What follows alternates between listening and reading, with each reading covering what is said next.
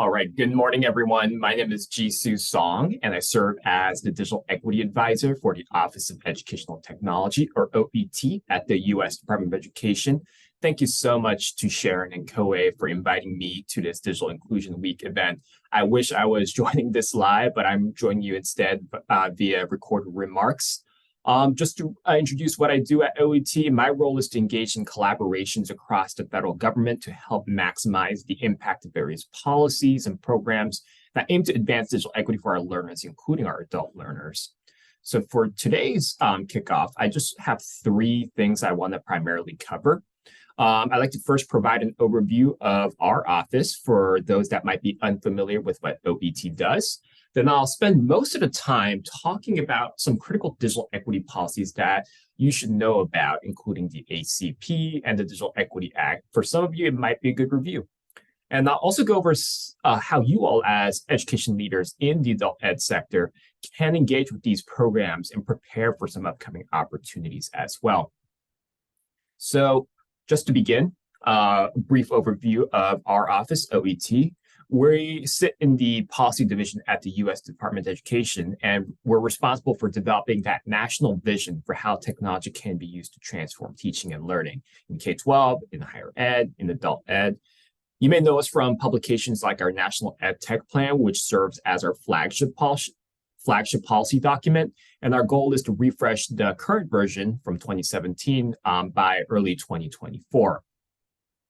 And we operationalize OET's mission in three primary ways. First, providing practical guidance to the field through our policy documents, like the NETP that I just mentioned. Second, investing in challenges and other mechanisms to drive innovation in the field, when we get funded to do so, or by collaborating with other offices on their grant programs. And third, driving collective action with leaders in the field through convenings, by securing commitments from major players, and other types of actions. So with that brief intro out of the way, I'll dive into some of the major digital equity policies that you should be familiar with. And if you already know about them, it'll be a nice review. As we all know, one of the greatest challenges to accessing broadband for many of our learners, including our adult learners, and their families, is the steep cost of having an internet subscription, right? Especially in our rural and remote areas. So the bipartisan infrastructure law from 2021 included a $14 billion affordable connectivity program run out of the FCC. It helps eligible households afford a broadband connection through a discount of up to $30 per month towards internet service. And for households on qualifying tribal lands, they qualify for up to $75 per month. It also provides a device-related discount as well. For many of our students in the K-12 sector, their families qualify because their child receives free or reduced price meals. For students in the Pell community, they also qualify for the ACP. For many of our adult learners, there are other qualifying criteria that you can find on getinternet.gov. Where all the information about eligibility and enrollment processes are stored. So please check that out. Since the launch of the program, we've been collaborating with the FCC and other federal colleagues to support the enrollment in the ACP. This slide is a little bit dated, actually, because we just succeeded in crossing the 21 million households enrollment mark out of the 48 million households that are eligible. So since the launch of the ACP, we've been working with the White House to champion the program's success. The president secured commitments from several ISPs to lower the cost of their services, making out-of-pocket costs for many ACP-eligible households effectively zero. And we know Vice President Harris has also been promoting the program at various events during her travels as well. The White House knew that local community-based efforts are key to the success of the ACP, and they also knew that students would be one of the populations that would benefit the most from the ACP, especially as digital learning opportunities increase in the upcoming years. So under the leadership of the White House, we launched this campaign called Online for All in partnership with an organization called Civic Nation. And goal of the Online for All work is to close the digital divide by focusing on internet access, affordability, equity for students, families, and all Americans by driving enrollment in programs like the ACP. So this partnership actually kicked off with the Week of Action back in June 2023. More than 300 supporting organizations from nearly all 50 states volunteered to help their communities enroll in the ACP. Several federal agencies and private sector leaders stepped up as well. The Department of Education did our part by sending a letter to over 80,000 school administrators and notifying over 5 million Pell recipients. Secretary Cardona also led a kickoff webinar with NASSP, AFT, NEA. The Week of Action actually resulted in the highest ACP enrollment week since the launch of the program and succeeded in reaching 1 million additional folks to create that awareness around the ACP. But the work isn't done yet. As I just talked about, there's 48 million eligible households nationwide out there that could, take advantage of this program, right? So here's how you can engage with us on this ongoing work. Building on the momentum from the Week of Action, we actually launched a back-to-school connectivity challenge, calling on different sectors to embed ACP into back-to-school activities, since this season can be a critical time to share information with families. We actually had an in-person roundtable back in August to announce the challenge, which I think Coabe attended. So if your organizations are interested in participating, or maybe we have state agencies listening in on this meeting, we're encouraging folks to share information about the ACP with your community and embed ACP sign-up opportunities into those back-to-school activities. Then tell us what you did there's a simple form on onlineforall.org/back-to-school. You can also share on social through #OnlineForAll. There's a lot of helpful resources and toolkits on onlineforall.org as well to help you get started. And your organizations, your agencies can also sign up to be in a supporting organization for the campaign and join our monthly community calls by going to onlineforall.org/campaign. So just to quickly also share, Secretary Cardona also dedicated a stop during his back-to-school bus tour last month to promote the Online for All campaign in Kansas City. He joined a community of 3 district superintendents, different community organizations that are active in the Kansas City metropolitan area, and also FCC Chairwoman Jessica Rosenworcel to talk about how we can promote the Affordable Connectivity Program in this region. He also dropped in on an ACP training session with many instructors, so that was really good to see. So I want to move on now from the ACP to talk about another policy item that you should be aware of, which is the Digital Equity Act, which was the part of the broadband package included in the bipartisan infrastructure law. And from the Department of Education, we believe that we have an opportunity through this funding to make home access to broadband and digital opportunities more equitably and sustainably available at scale for many of our educators and our students.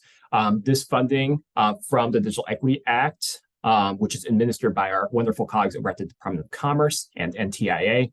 The first part of it funds the development of state digital equity plans.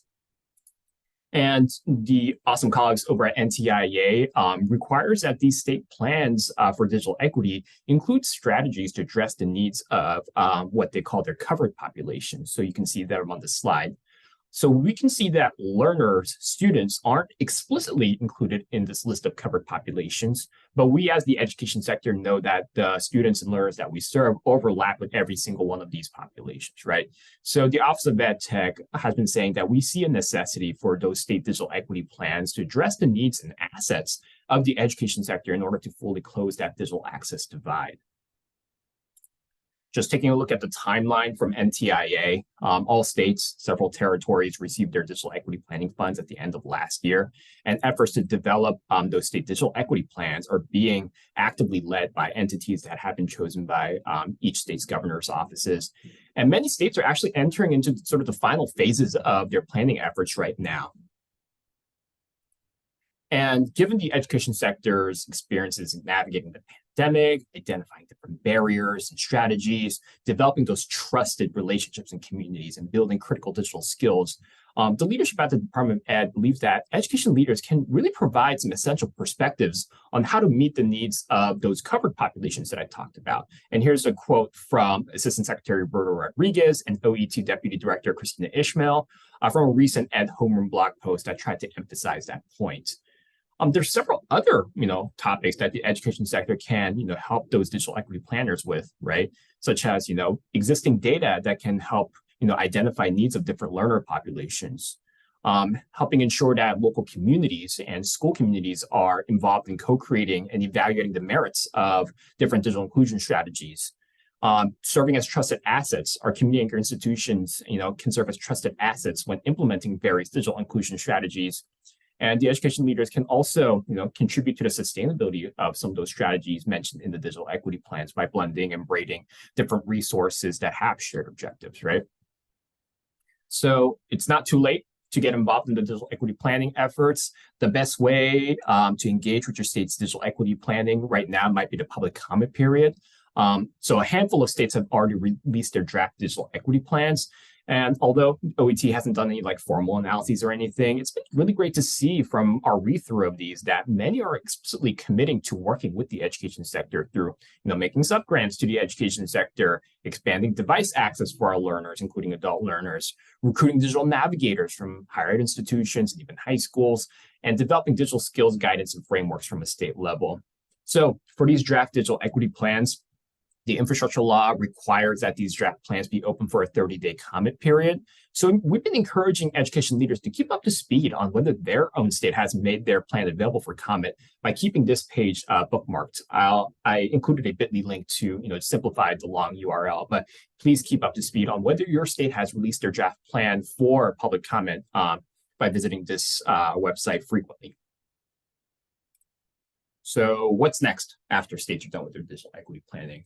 We know that our colleagues from NTIA will release the next round of opportunities in early and mid 2024, which includes a $1.4 billion capacity grant to help states implement their plans, right? So it will be a good idea to start, building those relationships between the education sector and the digital equity planners to keep up to speed on how those capacity grants will roll out.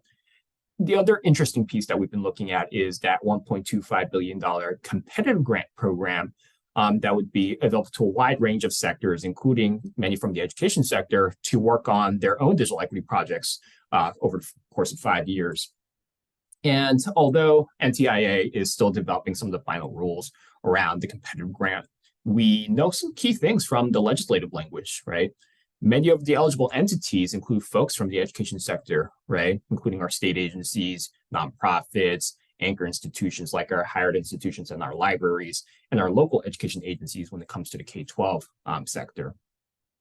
Also, it looks like the eligible uses are pretty diverse and aligned to what many leaders in the education sector, including the adult education sector, have been doing already, including digital inclusion activities, promoting broadband adoption, training and workforce development programs, making devices more available to communities, and expanding public access to the internet. Again, NTIA won't announce that final funding opportunity until probably sometime next year, but I want to share some resources from the Office of Ed Tech that may support your initial idea generation efforts. First, there's this Advancing Digital Equity for All resource that OET developed last year. You may have seen this before if you've joined other OET events from the past year.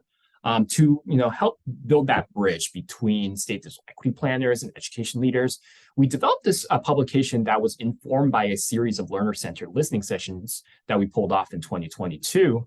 And this resource, dives deeply into those pressing barriers to broadband access for our learners, focusing primarily not on physical infrastructure, but the human level adoption barriers, and suggests promising strategies for navigating those barriers.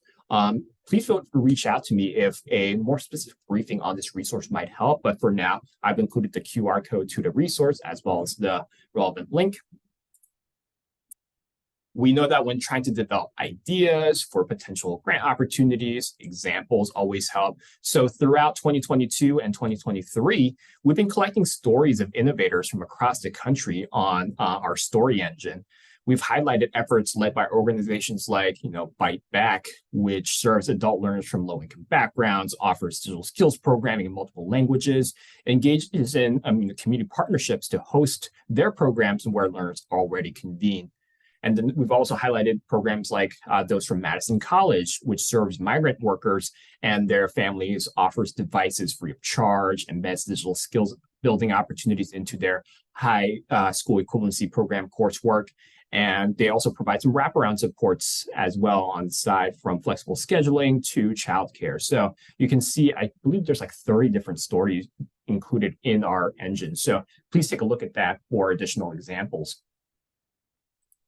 Here's one other resource that we've recently published that you might consider. The National Partnership for Student Success, or NPSS, is a public-private partnership that's bringing together experienced organizations to recruit an additional 250,000 caring adults in roles serving as tutors, mentors, student success coaches, wraparound service coordinators, and post-secondary transition coaches. Since the beginning of 2023, many NPSS supporting organizations came together to form a digital equity working group and consider ways that those roles supported by NPSS could serve as community ambassadors for digital equity. So this collaboration actually kicked off with a webinar/workshop back in May, where the working group heard from the field about some exemplary models and resources. And the working group learned from this virtual event that people-powered supports are critical to advancing digital equity in communities' furthest from opportunities.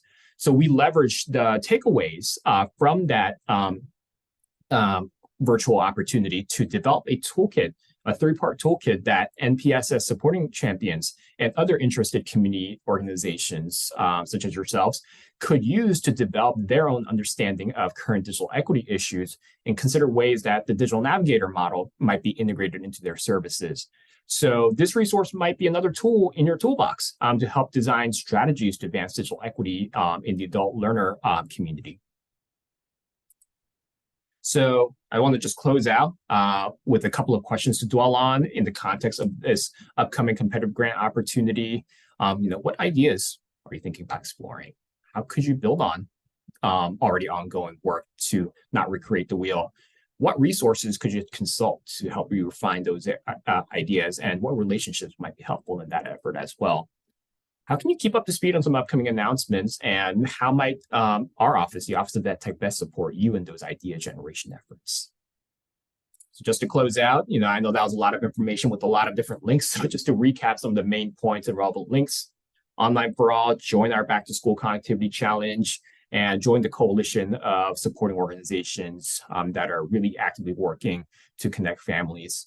State digital equity plans, consider submitting a public comment when your state's draft plan is live, and build connections with your state's digital equity planners by visiting the interactive map on internetforall.gov.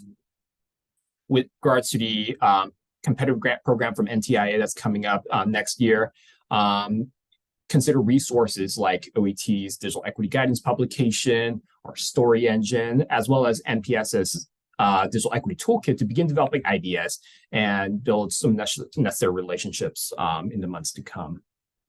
So thank you all again for listening in. Apologies again that I couldn't join in live, but joining you via recorded remarks instead. In case you have any questions, my email is on the slide. In case you have any questions or any follow-up comments, I'm also happy to share the slides directly with Coabe in case it'd be a helpful reference later. So thank you all for joining us. Have a great rest of your digital inclusion week.